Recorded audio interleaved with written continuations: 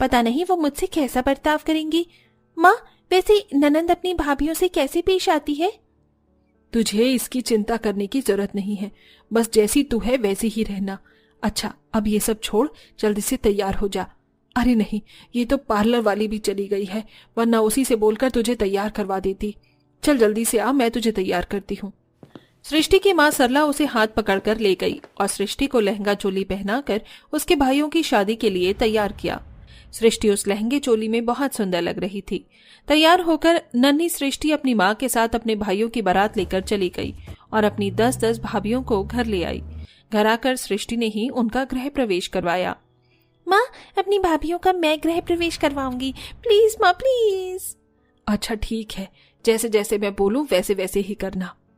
सृष्टि ने अपने छोटे छोटे हाथों से आरती की थाली पकड़ी और अपनी भाभियों का गृह प्रवेश करवाया। सृष्टि को देखकर उसकी 10 की 10 भाभियां बहुत ज्यादा खुश हो रही थी। घर के अंदर आने के बाद सृष्टि ने अपनी सभी भाभियों से बैठकर बातें की। सृष्टि, तुम हमारी इकलौती ननंद हो? हाँ, मैं आपकी इकलौती ननंद हूँ और आपको मेरी सभी बातें माननी होंगी। बिल्कुल क्यूटी पाई, तुम कितनी प्यारी हो सृष्टि। अच्छा, हमें अपने बारे में कुछ बताओ कि तुम्हें क्या पसंद है और क्या नहीं। हाँ जरूर भाभी, आपको पता है शादी की तैयारी में मैं और माँ दोनों बहुत थक गए, इसलिए मुझे घर के काम करना बिल्कुल पसंद नहीं है। हाँ, लेकिन मुझे खाना बहुत पसंद है। आपको क्या क्या पसंद है? सृष्टि की बातों पर 10 की 10 भाभियां मुस्कुरा रही थी। उन्हें उस पर बहुत प्यार आ रहा था। ऐसे ही एक दिन बीत गया और आज 10 की 10 बहुओं की पहली रसोई थी। सृष्टि ने ही अपनी भाभियों को पकवान बनाने को बोला, जिसको एक भी भाभी ने मना नहीं किया, बल्कि बड़े ही मन से अपनी ननंद के लिए सभी ने खाना बनाया और सृष्टि को अपने हाथों से खिलाया। ऐसे ही देखते समय बीतने लगा और साल गुजर गए। अब सृष्टि 20 साल की हो चुकी थी। साथ ही वो अपनी भाभियों की आज भी चहेती ननंद ही थी। 10 भाभियां उसका बिल्कुल अपनी बेटी की तरह ख्याल रखती थी। भाभी, मेरा कॉलेज का बैग कहाँ है? ये लो सृष्टि, मैंने इसमें आज के टाइम टेबल की सारी किताबें भी रख दिया है। शुक्रिया नीमा भाभी। सृष्टि, जल्दी से नाश्ता करो, देखो मैंने तुम्हारी पसंद के पैनकेक्स बना दिए हैं। अरे वाह, पैनकेक्स।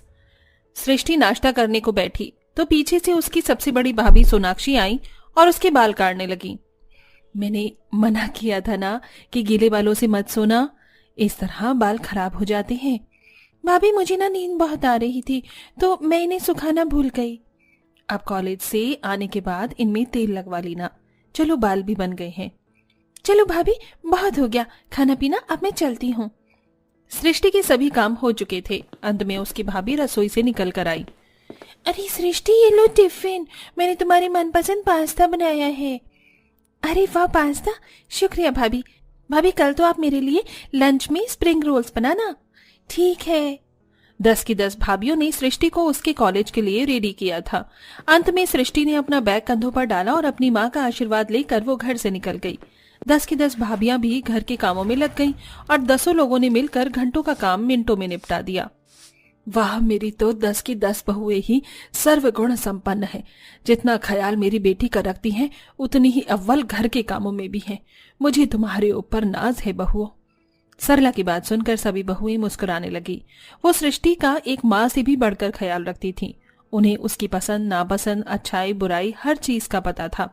एक दिन रश्मि और मोना बाजार आई हुई थी तो उन्होंने एक बहुत ही सुंदर लहंगा देखा।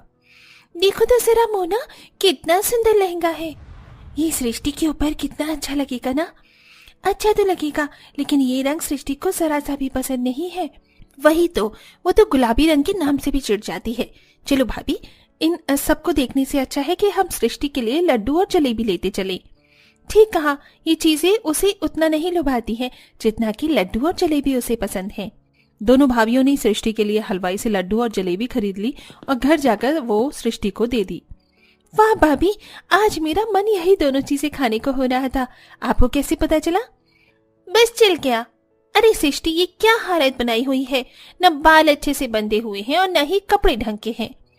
हाँ भाभी, बस आज मेरा मन नहीं था कपड़े वगैरह बदलने का। हमारी इकलौती ननंद को तो घर में रानियों की तरह रहना चाहिए। मैं कंघी लेकर आ रही हूँ और कोई बहाना नहीं चलेगा। अभी के अभी बाल ठीक करवाने होंगे। ठीक है भाभी माँ। रश्मि ने बड़े ही प्यार से सृष्टि के बालों को काढ़ा और उसे एक राजकुमारी की तरह तैयार भी कर दिया। सृष्टि की 10 की 10 भाभियां उसे सालों से ऐसे ही ट्रीट करती आ रही थी। आए दिन वो उसके लिए कपड़े वगैरह लाती रहती थी, उसकी पसंद का खाना बनाती थी और उसके पांव के नाखून से सर के बाल तक का ख्याल रखती थी। अगर कभी सृष्टि को हल्का सा जुकाम भी हो जाता तब भी वो बहुत सतर्क हो जाती थी। ऐसे ही सिलसिला जारी था और एक रोज सृष्टि अपनी भाभियों के साथ एक फंक्शन में गई। सृष्टि बहुत ज्यादा सुंदर लग रही थी क्योंकि उसे उसकी भाभियों ने ही सजाया था। भाभी, मैं कुछ देर यहीं टहल रही हूँ, आप चिंता मत करना। सृष्टि अपनी भाभियों से अलग हो गई कि तभी उसके पास 2 लड़के आए और उसे छेड़ने लगे। अरे कहाँ जा रही हो हूर की परी? कौन हो तुम लोग? क्या चाहते हो? हमारे साथ आओ, पता चल जाएगा। वो दोनों लड़के सृष्टि को परेशान ही कर रहे थे कि तभी बाहर उसकी नीमा भाभी आ गई और उसने उन लड़कों को सृष्टि को छेड़ते हुए देख लिया। ये देखते ही नीमा का पारा चढ़ गया और वो अपनी जूती को उतारकर उन लड़कों के पास पहुंची। तुम्हारी हिम्मत भी कैसे हुई मेरी ननद के पास आने की? अरे अरे अरे हम तो बस यहाँ। क्या कहा? रुको, अभी बताती हूँ। भाभी, इन्होंने मुझे छेड़ा। हाँ सृष्टि, इनकी तो अभी मैं क्लास लूंगी। नीमा उनके ऊपर भड़कने लगी। आवाज सुनकर बाकी की 9 भाभियां भी निकल आई और सृष्टि को रोता देख वो सब कुछ समझ गई। सृष्टि की भाभियां उससे बहुत प्यार करती थी। उन्होंने उन दोनों लड़कों को घेर लिया। आसपास के लोग उन्हें शांत कर रहे थे। अरे बहनों, इतना गुस्सा मत करो। क्यों ना करें हम गुस्सा? इनकी हिम्मत भी कैसे हुई हमारी ननद के पास भी आने की? अरे बहन जी, हमें माफ कर दो, हमसे गलती हो गई, आइंदा ये हरकत दोबारा नहीं होगी। वो दोनों लड़के हाथ जोड़कर माफी मांगने लगे। 10 भाभियां गुस्से में तो बहुत थीं, लेकिन उन्होंने उनके एक एक चमाट लगाकर वहां से उन्हें भगा दिया। 10 की 10 भाभियां अपनी ननद के लिए हमेशा खड़ी हुई थीं और आज की घटना ने तो ये साबित भी कर दिया था कि उन्हें उससे कितना प्यार था। सभी भाभियां सृष्टि को घर ले आईं और उसको वो सब भुलाने के लिए उन्होंने उसकी पसंद का खाना बनाया। सृष्टि ने वो खाना खाया और अपनी भाभियों को शुक्रिया कहा।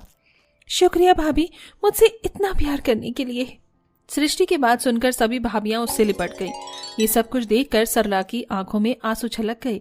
सृष्टि बड़ी होती जा रही थी। जब तक उसकी शादी नहीं हुई उसकी भाभियों ने उसे अपनी बेटी से भी बढ़कर पाला और फिर अच्छा लड़का देखकर उन्होंने उसकी शादी कर दी। सृष्टि की शादी के बाद भी वो सब उसे बहुत याद करती थी और जब भी वो मायके आती उसे कोई कमी महसूस नहीं होने देती थी। ये था 10 भाभियों का अपनी इकलौती ननद के लिए प्यार, जो हमेशा एक जैसा था। दोस्तों, क्या आपके घर में भी इकलौती ननद या सृष्टि की ही तरह प्यार देने वाली भाभियां हैं और इस कहानी से आपको उनकी याद